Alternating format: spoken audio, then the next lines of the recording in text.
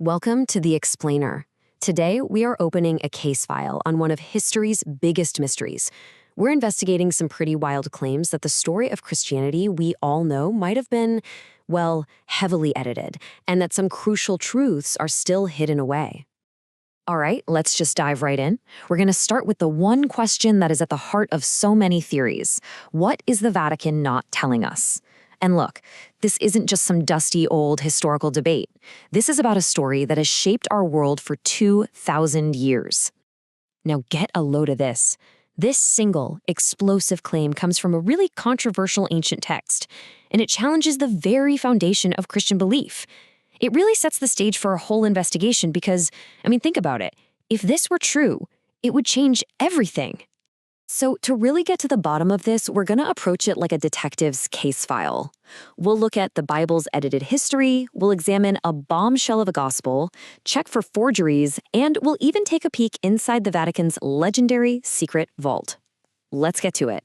Okay, first things first, we have to get one thing straight. The idea that the Bible isn't a single, unchanged book. It's really more of a collection that's been curated, edited, and has had entire sections removed over centuries. And here's the thing you have to understand. Removing texts from the Bible, that isn't just some wild conspiracy theory. It's actual documented history. A major edit happened as late as 1684, when whole books, which were once considered totally sacred, were officially removed and just boxed away.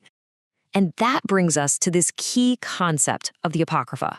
The word itself literally comes from the Greek for hidden things. So these were books that were intentionally hidden away from the public. But the million-dollar question is, why? What was in them that was considered so dangerous? Okay, so let's move on to our first major piece of evidence. It's a super controversial text that directly contradicts the official story, the Gospel of Barnabas. This manuscript is reportedly 1,500 years old, and it was found back in the year 2000, of all places, during a police raid in Cyprus. And this is where it gets really, really wild. The claims in this gospel, they just systematically dismantle core Christian beliefs. First off, it says Jesus wasn't divine at all, just a mortal prophet. Then, it completely throws out the whole idea of the Trinity. It even calls the Apostle Paul, a cornerstone of the New Testament, a heretic. And then comes the ultimate bombshell, that it was Judas, not Jesus, who is actually crucified.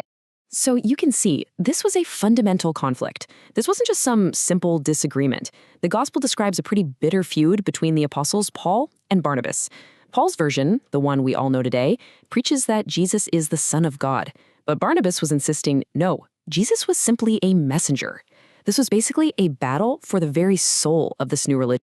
So an open and shut case, right? Not so fast.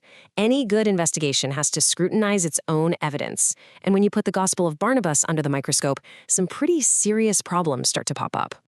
Okay, let's really put this manuscript under the microscope. Does it actually hold up? It's probably worth noting that a lot of scholars, even early Christian theologians, dismiss this text as a fake. Let's find out why. When investigators took a closer look, the manuscript was just filled with mistakes.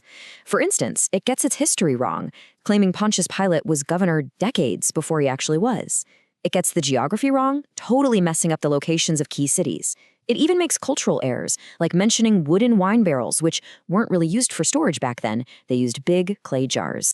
But maybe the most damning evidence, the real smoking gun, is how shockingly similar it is to works written over 1,000 years later. The description of hell being divided into these distinct levels, that's a direct parallel to Dante's Inferno. It even uses unique phrases that Dante pretty much coined, like raging hunger. This really, really suggests the Gospel of Barnabas is not a first-century document, but a much later medieval forgery. But hey, the Gospel of Barnabas isn't some isolated case. It's just one of many of these apocryphal texts that got left out of the final version of the Bible. So let's look at some other suppressed evidence that points to a much more complex and way more controversial history. So take the Gospel of Thomas, which was found in 1945.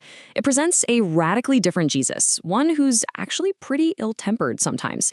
In this version, you get salvation not from doing good deeds, but from figuring out his cryptic sayings. It also has some deeply strange views, like saying Mary Magdalene has to become a man to get into heaven. And to top it all off, the author claims to be Jesus' twin brother. Yeah, you can kind of see why this one didn't make the final cut. And then you have the story of Pope Joan, a legend that just won't die. The story goes that this brilliant woman disguised herself as a man, climbed the ranks of the church, and was actually elected pope in the 9th century. Her reign supposedly lasted for 2 years until, get this, she gave birth during a public procession and was killed by the shocked crowd. Now, the Vatican says it's just fiction, but for a lot of people, it's this powerful symbol of a past the church wants to erase. Okay, so we've looked at the texts that were basically kicked out. But now, let's turn the magnifying glass inward. Because you don't even need to look at the forbidden Gospels to find some issues. Even the official accepted Bible has some really puzzling contradictions that kind of challenge the idea of a single flawless story. And you can find them right from the very beginning. I mean, the book of Genesis gives us 2 different creation stories back to back. In chapter 1, man and woman are created together. But you flip the page to chapter 2, and all of a sudden, Adam is created first, and then Eve is made from his rib. 2 conflicting accounts right there next to each other in the same book. Even the famous story of David and Goliath has this weird little confusing detail. The text says David killed Goliath with a stone from his sling. But then, in the very next breath, it says he took Goliath's own sword and used that to kill him. So, which one was it? It's a small thing, sure, but it suggests the story we have might be a blend of a few different versions. And this next one, this is a big one. The Gospels just can't seem to agree on the last words of Jesus. Matthew reports this cry of despair. Luke reports a statement of total faith. And John reports a simple final declaration. I mean, you would think the disciples would remember such a pivotal moment clearly, yet here we are with 3 totally different accounts. All of this, the forbidden texts, the contradictions, the legends, it all leads us to one final exhibit in our investigation. A very real place shrouded in secrecy that might just hold the answers to all of our questions. We're talking about the Vatican Apostolic Archives. The sheer scale of these archives is, well, it's hard to even wrap your head around. We're talking about 85 kilometers of shelving. That is over 15 miles of documents. But what really gets the speculation going is how incredibly hard it is to get inside. You have to be a qualified scholar and at least 75 years old just to apply for access. And just look at this process. I mean, even if you qualify, you have to face this intense security, and you can only request 3 files at a time. You want to see a 4th document? You got to start the entire process all over again. A system this restrictive, it feels like it's designed to stop people from looking too closely. It just begs the question, why this level of secrecy? So, where does all this leave us? Well, we're left with conflicting texts, puzzling inconsistencies in the official story, and a level of secrecy that is just impossible to ignore. It all comes down to one final, lingering question. If the official story really is the flawless truth, why keep 85 kilometers of history under lock and key?